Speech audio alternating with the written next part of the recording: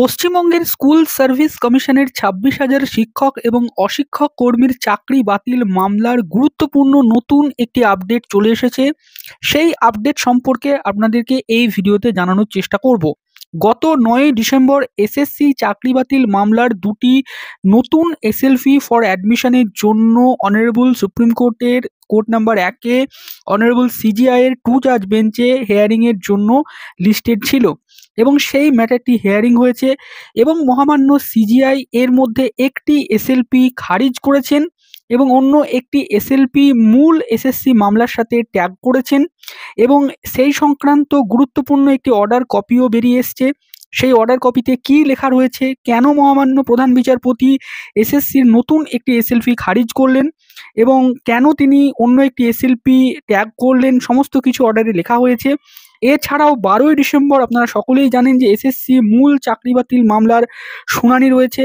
তো সেই দিনকে কি হতে চলেছে, কি হতে পারে সে সম্পর্কেও গুরুত্বপূর্ণ আভাস দেওয়ার চেষ্টা করব। অনুরোধ করব আপনারা এই ভিডিওটি পুরোটা দেখবেন, কোনো অংশে স্কিপ না করে। গত ৯ ডিসেম্বর কোর্ট নাম্বার ১-এ অনারেবল সিজিআই এর বেঞ্চে আইটেম নাম্বার ১৩-তে ফর অ্যাডমিশন স্টেজে Piyali Mondal versus the state of West Bengal এবং আইটেম নাম্বার ৩৫-এ Manisha Mondal versus the state of West Bengal নামক দুটি গুরুত্বপূর্ণ মামলা শুনানির জন্য লিস্টেড ছিল এবং দুটি মামলায় গত ৯ ডিসেম্বর অনারেবল সিজিআই এর বেঞ্চে উঠেছিল।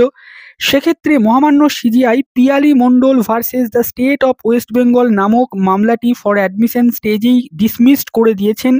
অন্যদিকে Manisha Mondal versus the state of West Bengal মামলাটিকে মূল SSC the state of West Bengal versus Baishakhi Bhattacharya মামলার সাথে ট্যাগ করে দিয়েছেন। গত ৯ ডিসেম্বর এই সংক্রান্ত ২ পাতার একটি অর্ডার কপি দেওয়া হয়েছে। সেখানে Piyali Mondal versus the state of West Bengal মামলার যে এসএলপিটি সেটি মহামান্য প্রধান বিচারপতি কেন খারিজ করেছেন তা বলা হয়েছে।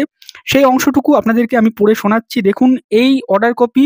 এখানের ২ নম্বর পেজে প্রথমেই কিন্তু Piyali Mondal versus the state of West Bengal যে এসএলপিটি তার কথা উল্লেখ করা হয়েছে এবং সেটিকে কেন প্রধান বিচারপতি ডিসমিসড করেছেন সেটা বলা হয়েছে।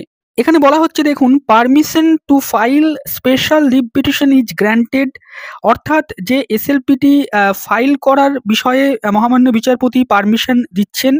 ডিলে কন্ডন্ট, অর্থাৎ যে ডিলে বা দেরি হয়েছে সেটাকে তিনি কন্ডন করছেন, মানে সেটিকে তিনি মার্জনা করছেন। তারপরে তিনি বলছেন যে we do not find any good ground and reason to interfere with the impugned judgment as the petitioners herein have not been appointed। এই অংশটা খুবই গুরুত্বপূর্ণ। মহামান্য বিচারপতি এই এসএলপিটি খারিজ করছেন, তার কারণ তিনি বলছেন তিনি পিটিশনারদের কাছে এমন কোনো গুড গ্রাউন্ড বা ভালো গ্রাউন্ড তিনি খুঁজে পাচ্ছেন না, যার ফলে তারা এই যে এসএসসির ২৬,০০০ চাকরি বাতিল মামলার যে জাজমেন্ট সেই জাজমেন্টকে ইন্টারফেয়ার বা হস্তক্ষেপ করতে পারে। তার কারণ তারা কেউ অ্যাপয়েন্টেড হয়নি ২০১৬ এসএলএসটির মানে প্রক্রিয়াতে। তার জন্য মহামান্য বিচারপতি বলছেন যে petitioners herein have not been appointed, অর্থাৎ পিটিশনাররা কেউ অ্যাপয়েন্টেড হয়নি। তার জন্য তিনি মানে do not find any good ground and reason to interfere with the impugned judgment, অর্থাৎ এই ইমপিউন জাজমেন্টকে তারা যে ইন্টারফেয়ার করে যে এসএলপিটি ফাইল করেছে সে ব্যাপারে মহামান্য বিচারপতি কোনো রিজন খুঁজে পাচ্ছেন না, যেহেতু তারা অ্যাপয়েন্টেড হননি। এক্ষেত্রে এই অংশটা খুব গুরুত্বপূর্ণ। মহামান্য প্রধান বিচারপতি এখানে একটি গুরুত্বপূর্ণ বিষয় উল্লেখ করছেন যে যারা অ্যাপয়েন্টেড হয়নি তাদের বিষয়ে তিনি কিন্তু ইন্টারফেয়ার পছন্দ করছেন না। তারপরে তিনি বলছেন the present SLP is dismissed, তার ফলে যে এসএলপিটি পিয়ালি মন্ডলের পক্ষ থেকে ফাইল করা হয়েছিল সেটিকে তিনি ডিসমিসড করছেন। Pending applications if any shall stand disposed of, অর্থাৎ এই সংক্রান্ত যদি কোনো অ্যাপ্লিকেশন থেকে থাকে সেটাকেও তিনি ডিসপোজড করছেন। এরপরে অর্ডারের দ্বিতীয় অংশ বা লাস্ট অংশ যেটা, সেখানে Manisha Mondal versus the state of West বেঙ্গলের যে এসএলপিটি ফাইল করা হয়েছিল সেই এসএলপিটিকে তিনি এখানে অ্যাকসেপ্ট করছেন এবং সেখানে তিনি লিখছেন tag with SLP number 9586 of 2024 titled the state of West Bengal versus Baishakhi Bhattacharya and others, অর্থাৎ এসএসসির the state of West Bengal versus Baishakhi Bhattacharya যে মূল মামলাটি রয়েছে সেই মামলার সাথে কিন্তু এই যে Manisha Mondal versus the state of West বেঙ্গলের এই যে এসএলপিটি তাকে কিন্তু ট্যাগ করে দিচ্ছেন মহামান্য প্রধান বিচারপতি। অর্থাৎ এক্ষেত্রে একটি এসএলপি তিনি খারিজ করলেন এই গ্রাউন্ডে যে যারা পিটিশনার তারা কেউ অ্যাপয়েন্টেড হয়নি 2016 রিক্রুটমেন্টে, তার জন্য তারা যে ইন্টারফেয়ার করছে সেটাকে তিনি অ্যাকসেপ্ট করলেন না। অন্যদিকে একটি এসএলপি তিনি কিন্তু অ্যাকসেপ্ট করলেন এবং মূল মামলার সাথে ট্যাগ করে দিলেন। তো এবারে এই যে দুটো মামলার যদি আমরা কেস স্ট্যাটাস দেখি তাহলে দেখব Manisha Mondal versus the state of West Bengal, সেই মামলাটি পেন্ডিং দেখাচ্ছে, এটিকে অ্যাকসেপ্ট করা হয়েছে এবং সেটিকে কিন্তু মূল এসএলপির সাথে ট্যাগ করে দেওয়া হয়েছে এবং এখানে একটা কম্পিউটার জেনারেটেড ডেট দেখাচ্ছে, যদিও সেটি মূল মামলার সাথেই ট্যাগ হয়ে যাবে বলে আমাদের মনে হয়। তো এক্ষেত্রে আরেকটি যেটি মামলা, যেটি Piyali Mondal versus the state of West Bengal, এই মামলাটিকে দেখুন ডিসপোজড করে দেওয়া হয়েছে এবং এটিকে ডিসমিসড করেছেন মহামান্য প্রধান বিচারপতি বেঞ্চ 9/12/2024 তারিখে। এক্ষেত্রে ডিসমিস টাইপটা লেখা আছে permission to file SLP or appeal allowed and matter dismissed, অর্থাৎ যে এসএলপিটি ফাইল করা হয়েছিল সেটিকে মানে পারমিশন দিয়েছেন ফাইল করার ক্ষেত্রে এবং তিনি এই ম্যাটারটিকে ডিসমিসড করেছেন। তো এইটুকুই লেখা রয়েছে এবং ডিসমিসড করেছেন কি কারণে সেই কারণটাও কিন্তু অর্ডার কপিতে উল্লেখ করা হয়েছে। তো এই গুরুত্বপূর্ণ খবরটি ছিল, এটি অনেকেই আমাকে মেসেজ করে জানতে চাইছিলেন, সেটি আপনাদের সামনে ক্লিয়ার করে দিলাম। এগুলো ফ্রেশ এসএলপি ফর অ্যাডমিশনের জন্য উঠেছিল। তো তার মধ্যে একটি এসএলপিকে মহামান্য বিচারপতি খারিজ করলেন, কেন খারিজ করলেন সেই গ্রাউন্ডটাও তিনি লিখেছেন এবং একটিকে অ্যাকসেপ্ট করে মূল মামলার সাথে ট্যাগ করে দেওয়া হয়েছে। এবারে গুরুত্বপূর্ণ বিষয় যে 12ই ডিসেম্বর এসএসসির যে মূল মামলার শুনানি রয়েছে সেই সংক্রান্ত গুরুত্বপূর্ণ কিছু আপডেট আপনাদেরকে দেব। 12ই ডিসেম্বর এসএসসি 26,000 চাকরি বাতিল মামলাটি এবং তার সাথে যে 117টি কানেক্টেড এসএলপি ছিল সেই এসএলপির শুনানি কিন্তু মহামান্য সিজিআই বলেছিলেন যে তিনি 12ই ডিসেম্বর করাবেন এবং 1 থেকে 10 আইটেমের মধ্যে এই ম্যাটারটিকে রাখার কথা তিনি বলেছিলেন। কিন্তু আমরা দেখেছিলাম যে কজ লিস্টে এই ম্যাটারটি 29 নম্বর সিরিয়ালে ছিল। তো 29 নম্বর সিরিয়ালে থাকলেও আপনারা দেখুন যে এখানে কজ লিস্টে পরিষ্কার কিন্তু লেখা রয়েছে to be taken up in the first 10 matters, অর্থাৎ প্রথম 10টি ম্যাটারের মধ্যে কিন্তু এসএসসি মামলাটিকে শোনা হবে, এমনটা কিন্তু কজ লিস্টে উল্লেখ করে দেওয়া হয়েছে, কেস স্ট্যাটাসে এটা লেখাও রয়েছে। তার মানে এটি প্রথম 10টি ম্যাটারের মধ্যেই শুনানি হবে এবং সকাল 10:30 থেকে 12ই ডিসেম্বর কোর্ট বসছে। প্রথম 10টি ম্যাটার মানে একদম ফার্স্ট হাফেই কিন্তু এসএসসি ম্যাটারটি ওঠার সম্ভাবনা রয়েছে। এখন এই এসএসসি ম্যাটারটি উঠলেই কি তার পূর্ণাঙ্গ হিয়ারিং হয়ে যাবে সেই দিনকে? তেমনটা হবে বলে আমাদের মনে হচ্ছে না।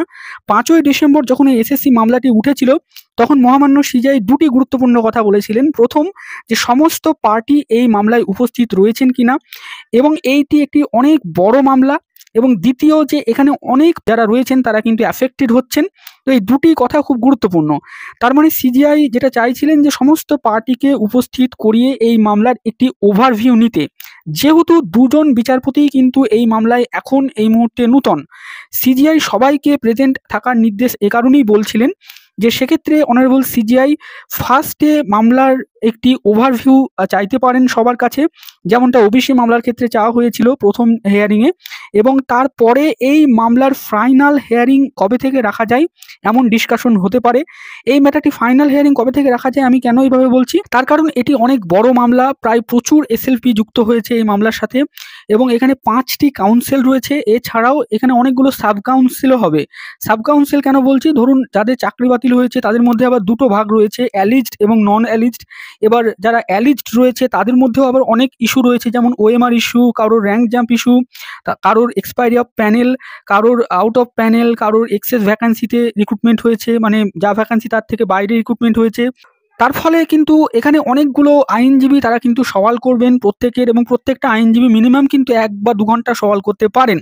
তো সেক্ষেত্রে এই মামলাটি অনেক বড় মামলা, এটি একদিনে শেষ হবে এমন নয়, এর জন্য কিন্তু অনেকগুলো ডেট প্রয়োজন এবং আমার মনে হয় মহামান্য প্রধান বিচারপতি এই মামলাটিকে 12 ডিসেম্বর এর জন্যই রাখছেন। তিনি হয়তো একটি ওভারভিউ হিয়ারিং এই মামলায় করাবেন, যে কে কি বলতে চায় তার একটা খসড়া তিনি শুনতে চাইছেন যে এই মামলার বিষয়বস্তু কি, এবং তিনি এই যে কাউন্সিল গঠন করা হয়েছিল 16ই জুলাই সম্ভবত 5টা কাউন্সিল এবং তার মধ্যে অনেক সাব কাউন্সিলও থাকতে পারে এমনটা উল্লেখ করে দিয়েছিলেন 16ই জুলাইয়ের অর্ডারে মহামান্য তৎকালীন প্রধান বিচারপতি।